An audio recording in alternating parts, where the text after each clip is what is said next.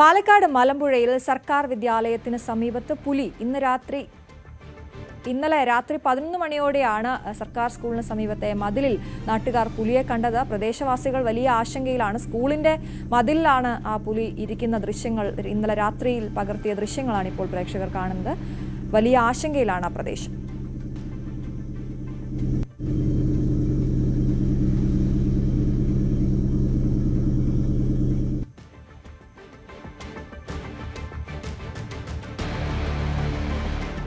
അതാ ഇരുട്ടത്ത് നിന്ന് മാറി ആ വെളിച്ചം വീണപ്പോൾ കൃത്യമായി അത് പുലിയാണ് എന്നുള്ള ദൃശ്യങ്ങൾ, ഫോട്ടോയാണിപ്പോൾ പ്രേക്ഷകരിലേക്ക് എത്തിയിരിക്കുന്നത്. സർക്കാർ സ്കൂളിന് സമീപത്തെ മതിലിലാണ് രാത്രി 11 മണിയോടെ പുലിയെ കണ്ടിരിക്കുന്നത്. എന്തായാലും മലമ്പുഴയിലെ ആ പ്രദേശമാകെ ആശങ്കയിലായിരിക്കുകയാണ്. ഇനി നാട്ടുകാരുടെ പ്രതികരണങ്ങളടക്കം നമുക്ക് വരേണ്ടതുണ്ട്. കുട്ടികൾ പഠിക്കുന്ന സ്കൂളിന് സമീപത്തെ മതിലിലാണ് പുലിയെ കണ്ടെത്തിയത്. അർജന്റീന മത്സരത്തിന്റെ പേരിൽ സ്വകാര്യ സ്പോൺസർക്ക് കൈമാറിയ കലൂർ സ്റ്റേഡിയം GCDയെ തിരിച്ചേൽപ്പിച്ചു. നവംബർ 30-നകം തീർക്കുമെന്ന് കരാർ ചെയ്ത സ്റ്റേഡിയത്തിലെ നവീകരണ ജോലികളെല്ലാം പാതി വഴിയിലാണ്. ബാക്കിയുള്ള നിർമ്മാണ പ്രവർത്തനങ്ങൾ പൂർത്തിയാക്കാൻ സ്പോൺസർക്ക് വീണ്ടും സമയം നൽകാനാണ് GCDയുടെ തീരുമാനം. ഈ നവംബർ മാസം 30-ന് ശേഷം ഇത് നമ്മുടെ കയ്യിൽ ഉണ്ടോ എന്ന് ചോദിച്ചാൽ നമ്മുടെ എല്ലാ സ്റ്റേഡിയം നമ്മളെ അതിലേക്ക് അപ്പുറത്തേക്ക് കൊണ്ടുപോകാനായിട്ട് ഉദ്ദേശിച്ചിട്ടില്ല. സ്പോൺസറുടെ ഈ വാക്കുകളൊന്നും പാലിക്കപ്പെട്ടില്ല. അർജന്റീന ടീം വരില്ലെന്ന് വ്യക്തമായതോടെ നവീകരണ ജോലികൾ സാവധാനത്തിലാക്കി സ്റ്റേഡിയം കൈയൊഴിയാനാണ് സ്പോൺസർ ശ്രമിച്ചത്. ബലത്തിൽ മത്സരങ്ങൾക്കൊന്നും ഉപയോഗിക്കാനാകാത്ത സ്ഥിതിയിലാണ് സ്റ്റേഡിയം. ചുറ്റുമതിൽ, പാർക്കിംഗ് ഏരിയ, കവാടം, കാന, സ്റ്റേഡിയത്തിനകത്തെ ടണൽ, പെയിന്റിംഗ് തുടങ്ങിയവയെല്ലാം പൂർത്തിയാകാതെ കിടക്കുന്നു. സീലിംഗ് ജോലികൾ 70% മാത്രമാണ് പൂർത്തിയായത്. മേൽക്കൂര നവീകരണ ജോലികളും പാതി വഴിയിലാണ്.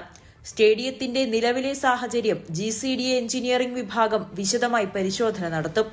ബാക്കിയുള്ള നിർമ്മാണ പ്രവർത്തനങ്ങളിൽ ചിലത് പൂർത്തിയാക്കാൻ സ്പോൺസർക്ക് വീണ്ടും സമയം നൽകാനാണ് GCDയുടെ തീരുമാനം.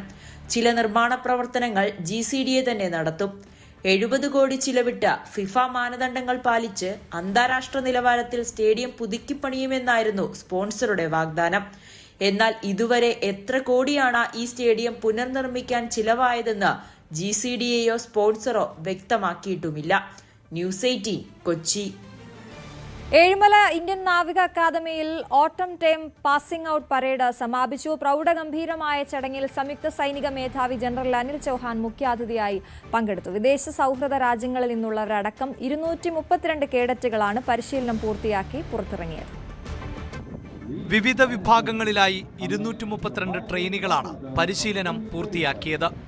ബംഗ്ലാദേശ്, ശ്രീലങ്ക, വിയറ്റ്നാം തുടങ്ങി 7 സൗഹൃദ രാജ്യങ്ങളിൽ നിന്നുള്ള 18 കേഡറ്റുകളും പാസിംഗ് ഔട്ട് പരേഡിന്റെ ഭാഗമായി.